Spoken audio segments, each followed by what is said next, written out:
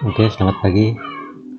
Perkenalkan, nama saya Insyaalus Karno, NIM 217611240. Di sini saya akan mencoba menjelaskan hubungan antara pengajar dengan siswa yang kedua-duanya dihubungkan menggunakan smartphone.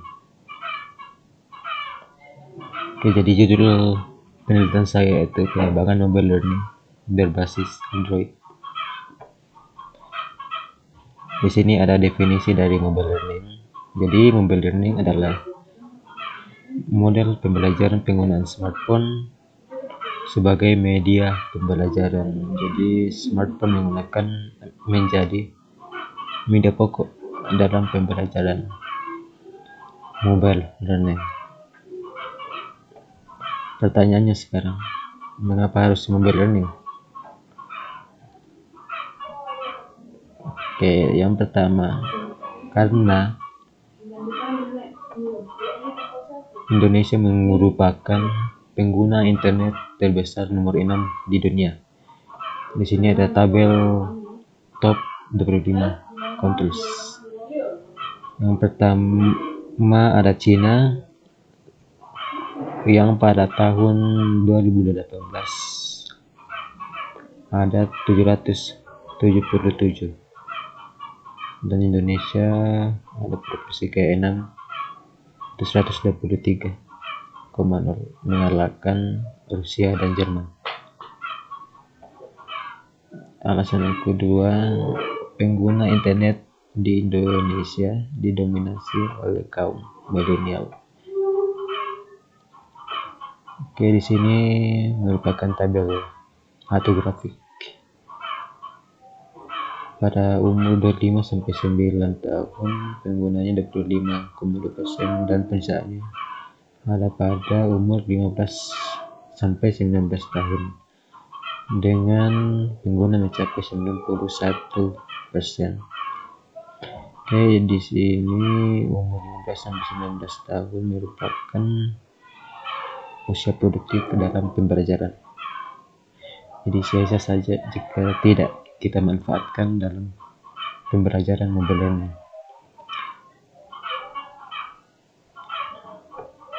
Yang ketiga, pengguna smartphone di Indonesia mencapai 80%.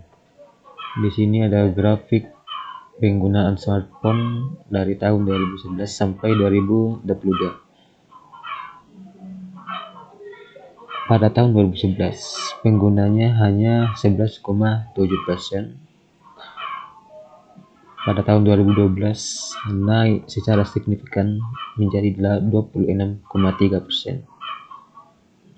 Tahun berikutnya naik hanya 1%, yaitu mencapai 27,4%, dan naik lagi pada tahun 2014 mencapai 44,7%, dan pada tahun 2020 mencapai 81,87% pada tahun ini, dan diprediksi juga pada tahun 2021 penggunanya mencapai 86,21%. Itu adalah 3 alasan mengapa harus menggunakan smartphone dalam pembelajaran mobile learning. Oke, di sini ada beberapa jenis operating system smartphone. Yang pertama ada Android, Apple, Windows Phone, BlackBerry, dan Symbian OS. Dan yang akan saya bahas kali ini atau yang kami gunakan dalam penelitian yaitu OS Android. Oke, pertanyaannya sekarang, mengapa harus Android? Oke. Di sini ada alasan pertama, yaitu penjualan terbanyak. Kita tahu smartphone yang dimiliki oleh Google. Yang kedua ada Apple, yang dimiliki oleh perusahaan Apple, dan Windows Phone yang dimiliki oleh perusahaan Microsoft. Kita mulai dari yang pertama, Android. Penggunanya mencapai 72,52%. Dan yang kedua, Apple yang merupakan pesaing terberat dari Android, mencapai 26,8% penjualan terbanyak. Dan yang ketiga ada Windows Phone dengan penjualan 0,03%. Jadi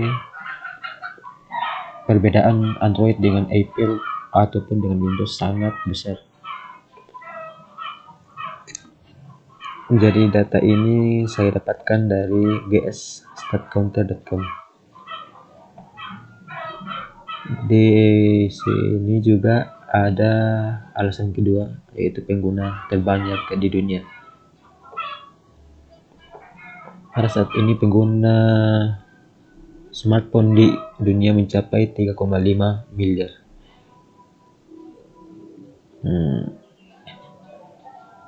2,5 miliar memilih OS Android dan sisanya memilih mobile OS lainnya. Dan faktanya 91,9% orang Indonesia menggunakan Android dibanding OS mobile lain. Data ini saya dapatkan dari bogotobogo.com dan statista.com. Oke, alasan yang terakhir, alasan yang ketiga, karena Android itu friendly atau bersahabat. Mengapa bersahabat? Di sini ada beberapa alasan. Yang pertama, tampilannya menarik. Kedua, harga yang bersahabat. Ketiga, banyak pilihan perangkat. Dan yang terakhir, aplikasi yang beragam. Beberapa contoh versi Android. Di sini ada 6. Yang pertama, Marshmallow, Nougat, Lollipop, Gingerbread, KitKat, dan Oreo.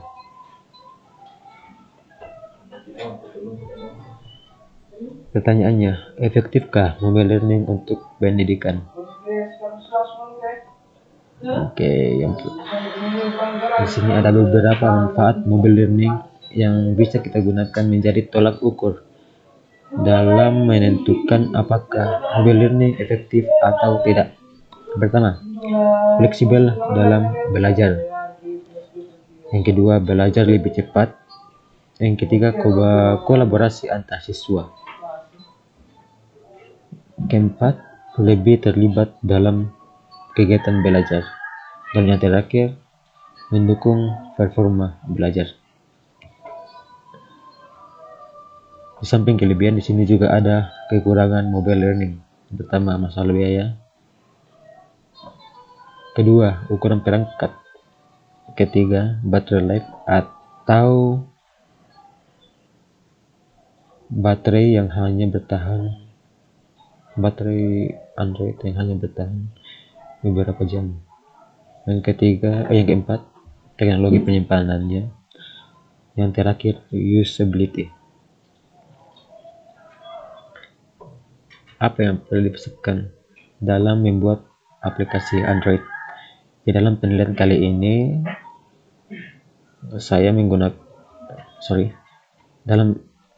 dalam penelitian kali ini ada dua, yaitu hardware dan software. Pertama, hardware.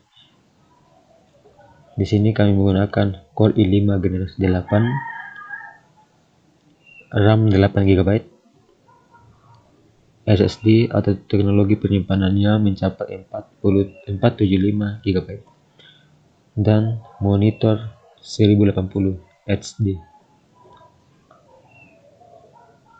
Hardware sudah, selanjutnya perangkat lunak yang kami gunakan. Pertama, sistem operasi Windows 10 Single Language. Yang kedua, Android Studio IDE. Yang ketiga, emulator AFD. Oke, di sini kita masuk pada penelitiannya. Di sini kami mengambil penelitian di SMK Irambatu Sanggalangi dengan melibatkan guru, siswa, dan stakeholder lainnya dalam pengambilan data. Jadi penelitiannya kami lakukan pada bulan Februari 2019 sampai Januari 2020.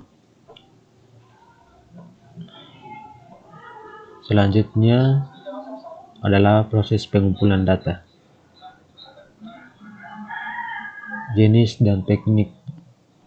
Jenis data yang kami kumpulkan ada dua, yaitu data primer dan data sekunder. Pada data primer, kami mengumpulkan data-data tentang Android yang digunakan oleh siswa maupun guru dalam SMK Rambatu. Dan data yang kedua, data sekunder, lebih cenderung ke data pribadi dari sekolah. Yang pertama kurikulum, data guru, dan data siswa. Teknik pengumpulan data menggunakan teknik wawancara bebas. Selanjutnya, setelah pengumpulan data, kami melakukan pengolahan data. Di sini ada 4 proses dalam pengolahan data. Pertama, editing, coding, pengkodean, dan tabulasi. Di sini adalah flowchart penelitian atau alur penelitian yang kami gunakan. Dimulai dari pengumpulan data, dari data primer dan data sekunder yang telah dijelaskan sebelumnya. Selanjutnya, setelah pengumpulan data, kami melakukan pembuatan program. Setelah program terjadi, kami lakukan implementasi, dan selanjutnya melakukan pengujian program, yang dimana jika programnya berhasil, kami langsung menyimpulkan kesimpulan dan saran, dan jika gagal, kami kembali pada proses pembuatan program sampai diuji kembali. Itu tadi flowchart penelitian yang kami gunakan. Dan yang terakhir yaitu jadwal pelaksanaan penelitian. Oke, jadi di sini ada 5 kegiatan yang kami lakukan dari bulan Desember sampai bulan Juni. Pertama, observasi dan pembuatan proposal yang kami lakukan pada bulan Desember dan Januari. Dan kegiatan yang kedua yaitu persiapan dan pembuatan instrumen yang kami lakukan pada bulan Februari dan Maret. Selanjutnya, pelaksanaan penelitian. Nah, pelaksanaan penelitian ini kami lakukan pada bulan Maret sampai April. Oke, dan yang terakhir kegiatan analisis dan penyelesaian laporan. Kami melakukannya atau kami menyelesaikan proses ini selama 3 bulan, mulai dari bulan April, Mei sampai Juni. Oke, jadi sekian dari presentasi saya.